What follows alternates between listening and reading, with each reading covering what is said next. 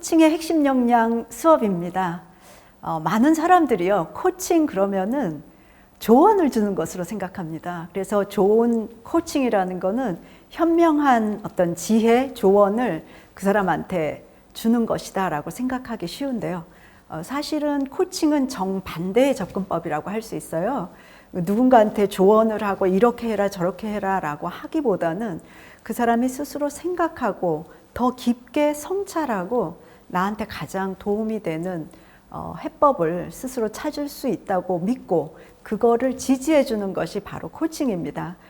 이렇게 가장 지시하는 것과 가장 임파워하는 것으로 본다면 보스가 가장 지시하는 것이라면은 코칭은 가장 임파워먼트, 즉 그 사람이 자율성을 가지고 할 수 있도록 돕는 접근법이고요.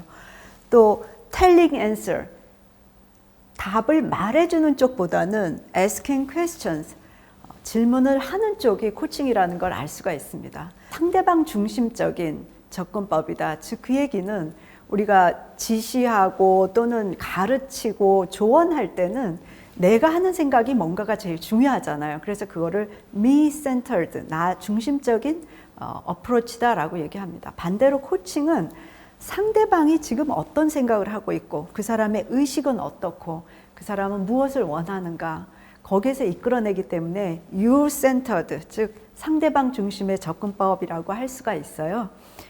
코칭에 대한 정의가 학자마다 굉장히 다릅니다. 저는 특히 이 정의를 한번 여러분들과 함께 나눠보고 싶습니다. CCU의 정의인데요. 코칭은 코치와 스스로 코칭 받고자 하는 개인 간의 강력하고 협력적인 관계, 즉 두 사람의 코칭 관계는 매우 강력하고 협력, 서로 함께 해나가는 관계지 일방적인 게 아니라는 뜻입니다. 그런 관계로서 발견 프로세스를 통해서, 그러니까 발견 프로세스라는 건 뭐냐면은 코칭이 어떤 주어진 지식을 주입하는 것이 아니라 스스로 생각하면서 디스커버리, 내가 왜 그런 생각을 했었지? 상대방 입장에서 보면 이 문제가 어떻게 보일까라는 여러 가지 성찰을 하면서 발견을 하게 돼요. 그래서 그런 거를 발견 프로세스라고 얘기합니다. 발견 프로세스를 통해서 세 가지 얘기가 나오는데요. 목표 설정, 전략적 행동, 특별한 결과를 갖게 해준다라고 돼 있어요. 저 세 가지가 말하자면 코칭의 아웃컴이라고 생각하면 좋습니다. 우선 목표 설정에 대해서 볼까요? 사람들이 고민이 많고 이슈는 많지만은 그걸 통해 가지고 진정으로 내가 원하는 게 뭔가 그 목표로 만드는 거는 되게 약할 때가 많아요. 그래서 코칭에서 가장 관심을 갖는 거는 모든 이슈와 고민과 또 불평거리들에서 이 사람이 진짜 마음속에서 원하는 것은 무엇인가? 또 팀이라면 이 팀이 진짜 성취하고자 하는 것은 무엇인가? 그 목표를 클리어하게 만들어주는 거, 그게 이제 코칭에서 가능하다라고 생각이 되고요. 두 번째가 전략적 행동인데 우리의 목표에 도움이 되는 행동, 그게 전략적 행동이잖아요. 근데 사람들은 종종 내 목표와 전혀 상관없는 행동 또는 내 목표를 심지어 해치는 행동도 많이 합니다. 왜 할까요? 의식하지 못하기 때문에 그렇게 하는 거죠. 의식을 못한다는 거는 자동화된 어떤 패턴화된 행동들을 하기 때문에 내가 진짜 원하는 삶, 내가 원하는 커리어, 원하는 관계와 별로 도움이 안 되는 행동을 무의식적으로 하고 있습니다. 그래서 코칭을 하면은 그것을 좀 더 의식적으로 나한테 도움이 되는 그런 행동을 설계하고 할 수 있도록 한다는 것이죠. 그게 전략적 행동입니다. 그렇기 때문에 특별한 결과란 뭘까? 비효과적인 그 습성들에서 벗어나서 진짜 내가 원하는 목표로 가는 그런 행동을 하기 때문에 코칭을 통해서 코칭이 없을 때보다 더 좋은 성과를 낼 수 있다라고 얘기를 하는 것이죠. 그리고 코칭은 또한 인간의 능력 개발에 초점을 맞춘 하나의 지식 체계예요. Body of Knowledge라고 그러는데 이거는 그 다른 분야와 다르게 배워야 될 그 지식이 체계화되어 있습니다. 그래서 핵심 역량이 무엇이 필요하고 그 각각의 역량에 대해서 지식이 딱 확립되어 있는 분야라서요. 지식 체계이기도 하고 또 하나는 스킬이기도 해요. 코칭을 머릿속으로만 지식으로만 읽어서는 실제 내 앞에 있는 한 사람 또는 내가 이끌어야 될 한 팀을 코칭하는 데는 굉장히 어렵습니다. 그래서 실제로 스킬이라는 게 뭐예요? 많이 해보고 하면서 느는 것이고 훈련을 필요로 한다는 것이죠. 그래서 숙련되게 만들어가는 거, 그게 하나의 스킬이에요. 그래서 코칭은 지식 체계이기도 하지만 스킬이기도 하기 때문에 많은 실습과 연습이 필요합니다.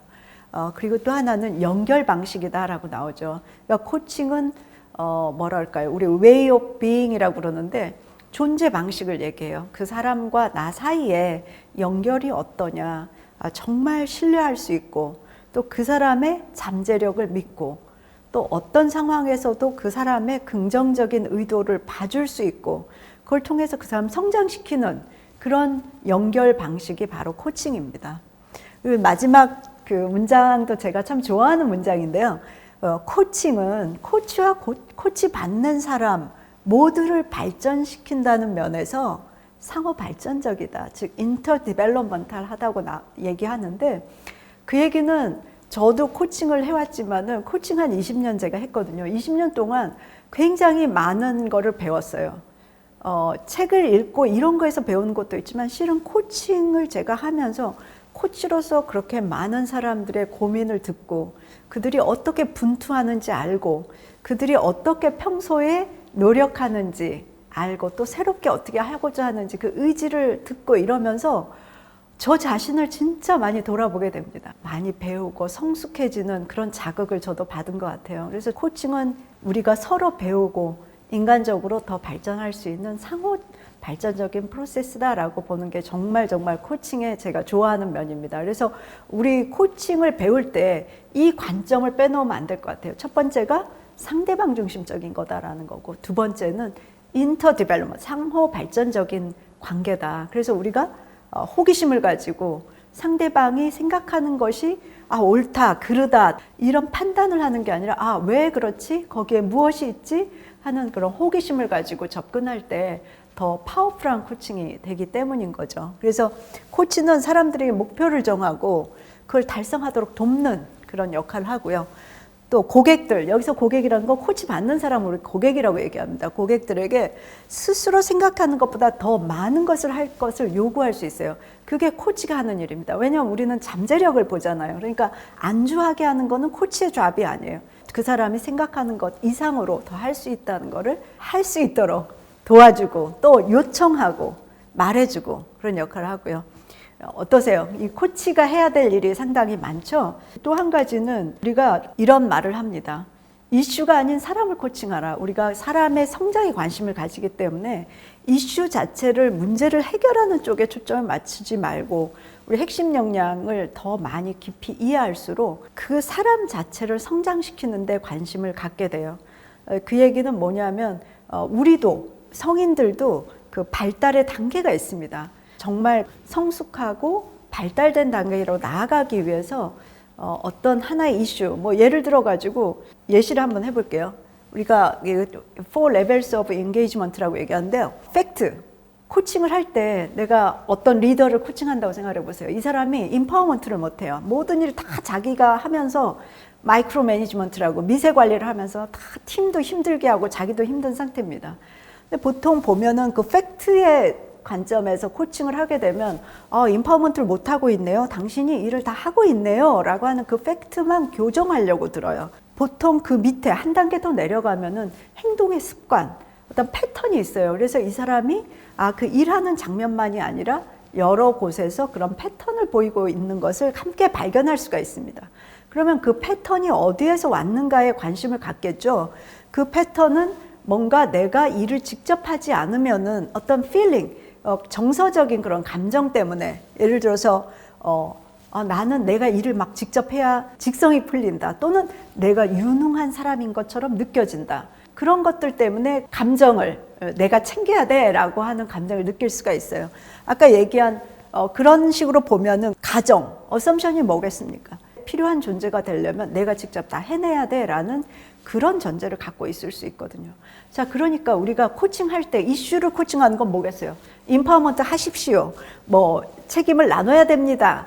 이런 수준이 아니라 그 사람을 성장시킨다는 건 뭐냐면 내가 이 세계를 바라보는 방식, 내 전제들, 그리고 내가 느끼는 감정의 뿌리를 알고 그것을 진짜 다시 볼 수 있고 자기한테 효과적으로 바꿀 수 있어야 된다는 거죠. 그러니까 코칭이 어떻게 했어요? 훨씬 더 깊이 있는 코칭이 될 수 있고 그 결과 그 사람은 단지 그 이슈 자체만의 해결이 아니라 훨씬 더 성숙한 그런 사람으로서의 성장을 경험하게 됩니다.